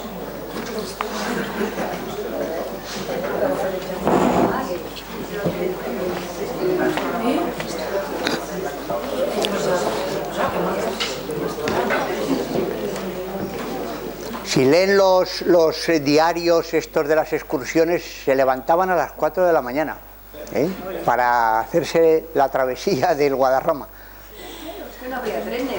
Pero yo creo que ustedes hacen lo que hacían, que es prepararse las excursiones, las visitas, porque si uno no se lo prepara no ve nada, ¿no? Que es lo que le pasa al turista, que cree que ve pero no ve nada, ¿no?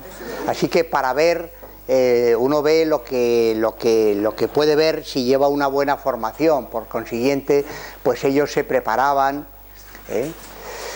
y bueno, ha quedado sin decir, lógicamente, herencia de toda esta tradición, que lo más importante es que se fue incorporando al Estado, pues fue la construcción de la ciudad universitaria en los años finales de Primo de Rivera y durante la República, con la mala fortuna de que la Facultad de Filosofía empezó a destruirse al día siguiente de terminar de construirse, ¿no?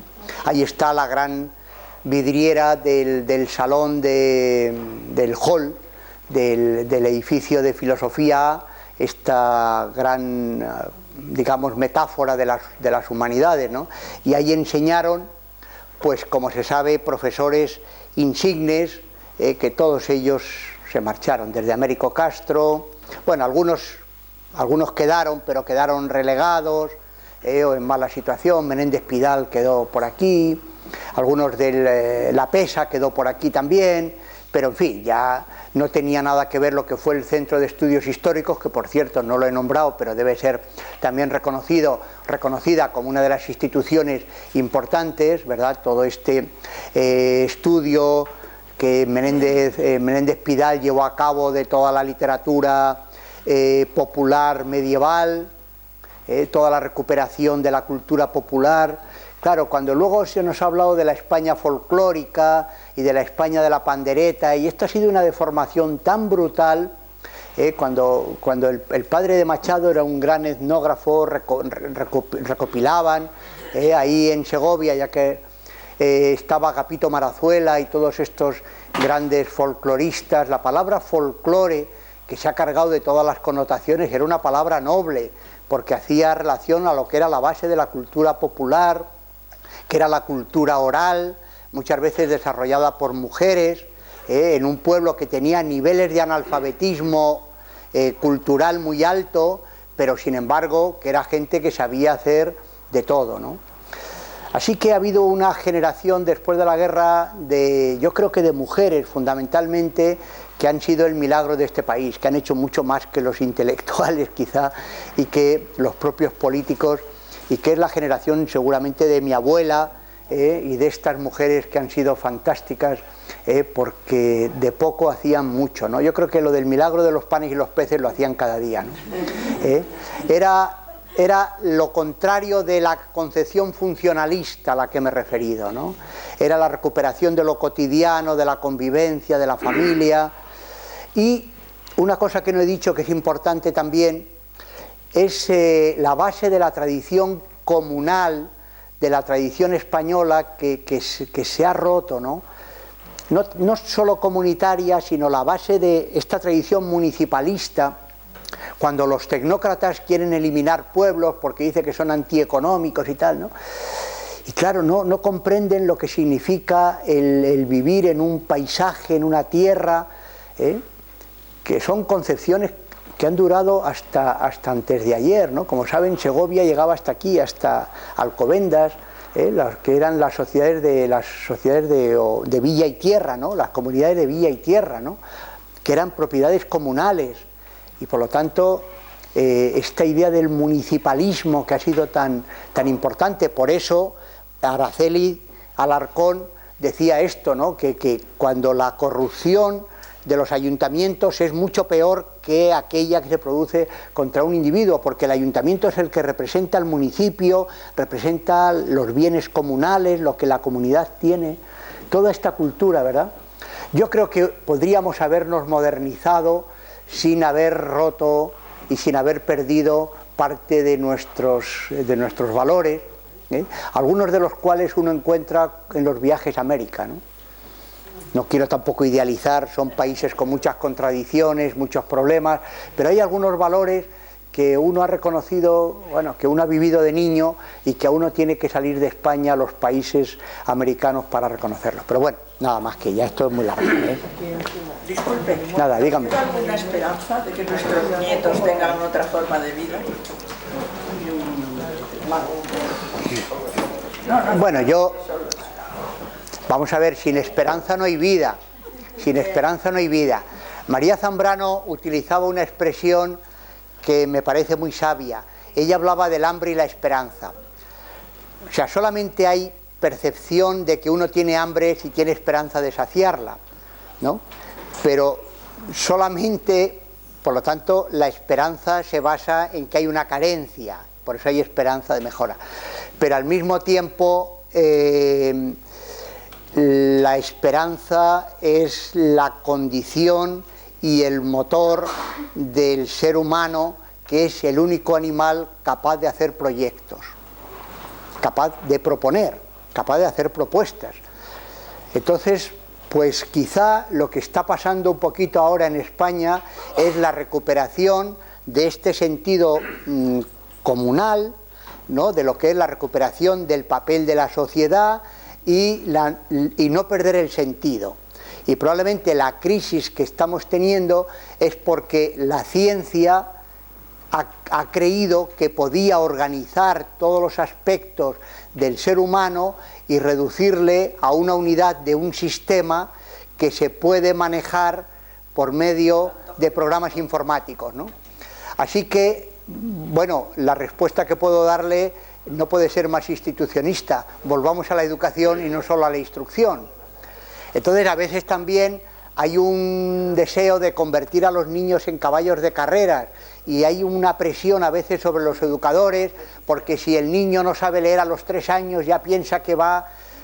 Hay una orientación norteamericana que dice que si uno ha elegido mal el jardín de infancia ha perdido una vida. Terrible, ¿no? Es terrible, ¿no? Así que yo creo que hay que recuperar el valor de la enseñanza, ¿no? Y el valor de la enseñanza pública, lo digo en el sentido noble, no voy a entrar ahora en otro tipo de debate, pero si no hay un espacio público de la razón, y esto es una expresión de Kant, no es de ningún revolucionario, sino de una persona conservadora, ilustrada como era Kant, si no hay un espacio público de la razón, no hay propiamente democracia. Y por lo tanto, el problema a veces está en la fracturación de modelos educativos, ¿no? Este es un problema, ¿no? Cuando dicen que cada uno tiene derecho a formarse en el ideario que quiera, bueno, esto habría que debatirlo, ¿no?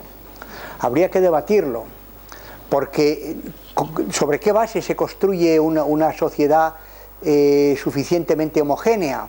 Eso no tiene nada que ver con ninguna concepción estatista, ni menos dogmática, ni ideologías de este tipo, ¿no?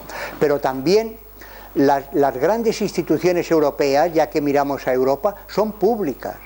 Y aquí hemos pasado, por ser neoconversos y por esta falta de continuidad y vigencia a la que me he referido, y las modas, cuando no hay continuidad, todas las modas encuentran su caldo de cultivo. Entonces nos han hecho ver que no podíamos ser modernos, sino convirtiéndonos a unas formas neoliberales, competitivas, etcétera, cuando las grandes instituciones europeas son públicas.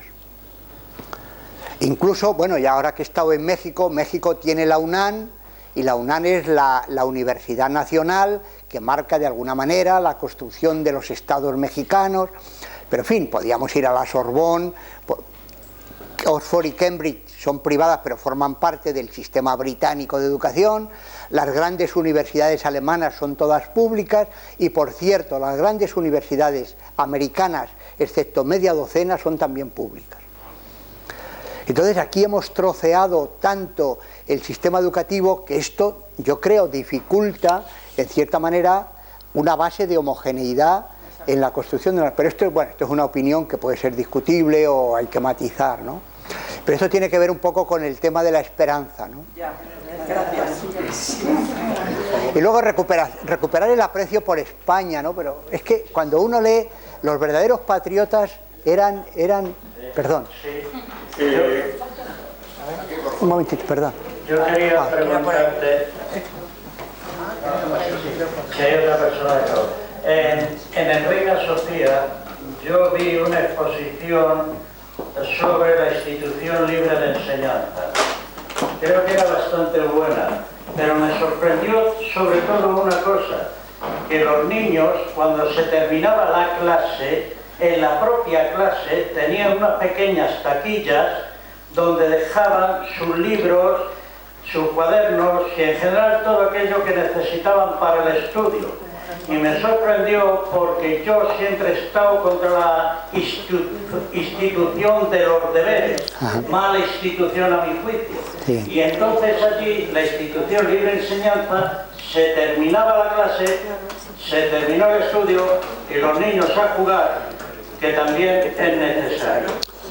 En ese sentido, actualmente, en ese sentido de la enseñanza, ¿cómo ves la institución de los deberes?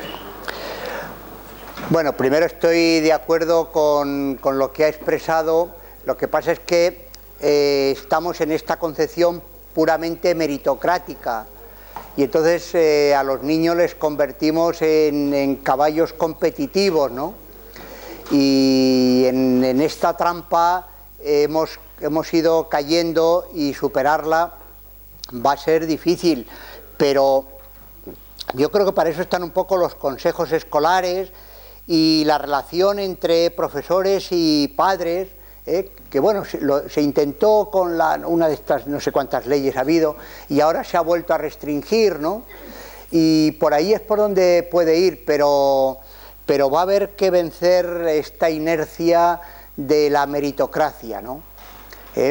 Porque, claro, una cosa es la educación profesional, que es la universidad donde se forman profesionales. O sea, Durkheim señalaba que la educación tiene dos partes. La parte de la base, digamos, que es aquella parte que homogeneiza, ¿no? Que homogeneiza, es decir, en la cual se crea la homogeneidad social, la que nos permite entendernos. Y eso es la enseñanza obligatoria que no es profesional ni es meritocrática, ¿no?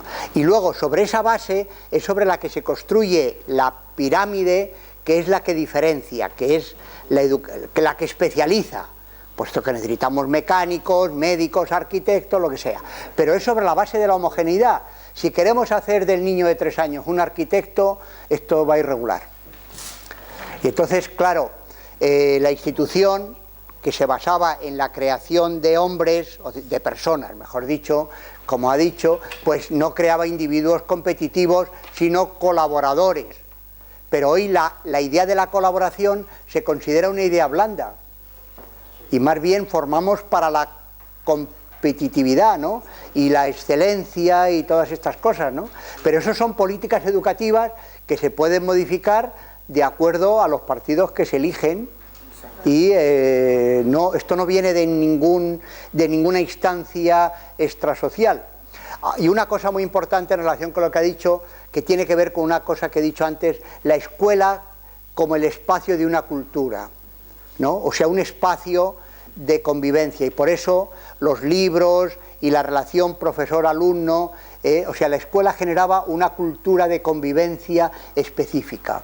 Y eso también se ha perdido, porque la escuela se ha convertido en lugar de aprendizaje donde el profesor es un profesional y el alumno es casi también un profesional, porque hoy los alumnos tienen casi horarios de ejecutivos, ¿no? Además que se me olvidaba que así los niños no se parten la espalda. Claro, bueno, aparte de eso. O sea que, bueno, pues nada, vamos a ver. Mi pregunta tiene que ver con esto último que ha dicho y que tanto en su magnífica exposición como en el documental que hemos visto se ha insistido varias veces, y es que el concepto de enseñanza que tenía la institución libre era la que primaba la educación por encima de la instrucción.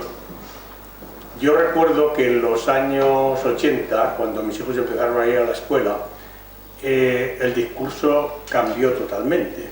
Incluso tengo compañeros y amigos míos que se dedicaron a la enseñanza que propugnaban ya en aquella época que ellos no estaban para educar, ellos estaban para impartir conocimiento, o sea, para instruir.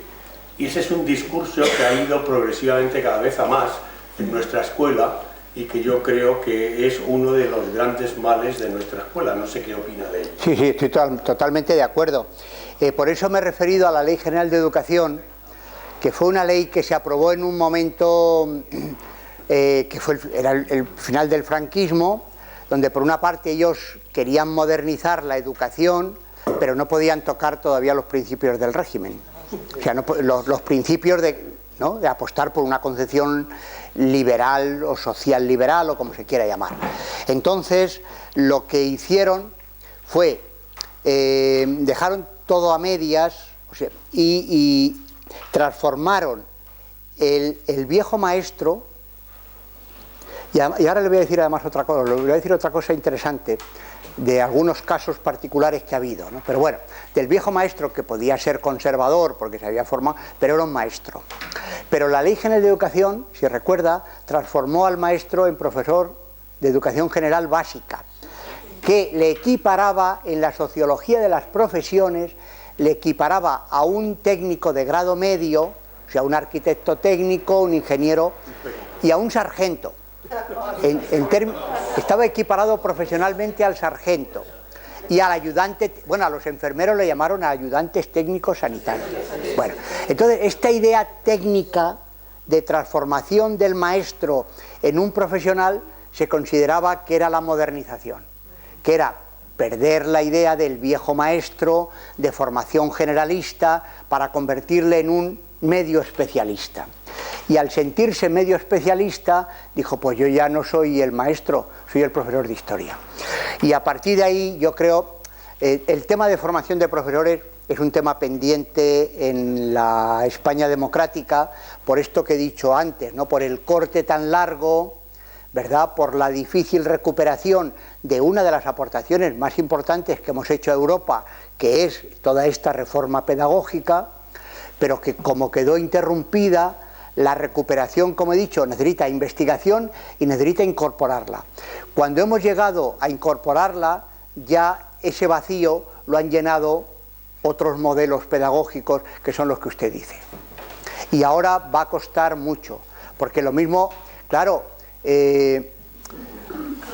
lo mismo pasa en bachillerato, ¿no? Lo mismo pasa en bachillerato. O sea, un profesor de matemáticas enseña matemáticas, pero es un maestro, es un profesor. Incluso la palabra maestro se devaluó tanto que, pues, claro, pasó a llamarse profesor, que se consideraba la palabra más noble para equipararla con el profesorado universitario, cuando, como se acaba de decir, Giner y Cosío eran catedráticos de universidad y maestros, ¿no? Y al museo pedagógico iban maestros, ¿no? Pero aparte de las leyes que evidentemente favorecieron ese modelo, los profesionales de la enseñanza no han tenido una gran culpa en todo ese proceso. Sí.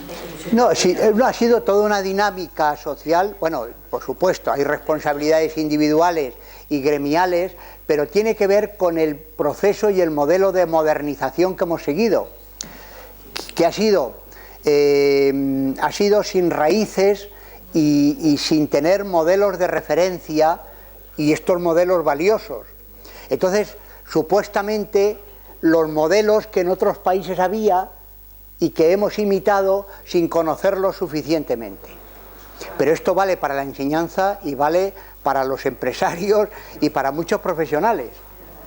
Para los políticos. O sea, claro, por eso he dicho que un corte tan largo es muy nocivo, muy exactamente. Entonces, yo creo que había que haber ido formando, y esto es labor de la derecha y de la izquierda, pero si se me permite un poquito más de la izquierda, haber ido formando a la sociedad española en un proceso de reconstrucción y de, digamos, de recuperación de los modelos que, puestos al día, puesto que no se trata de volver a 1876, merecían la pena, ¿no? Bien, perdón, tenemos que dejarlo por tema de horarios. Bueno, muchas gracias.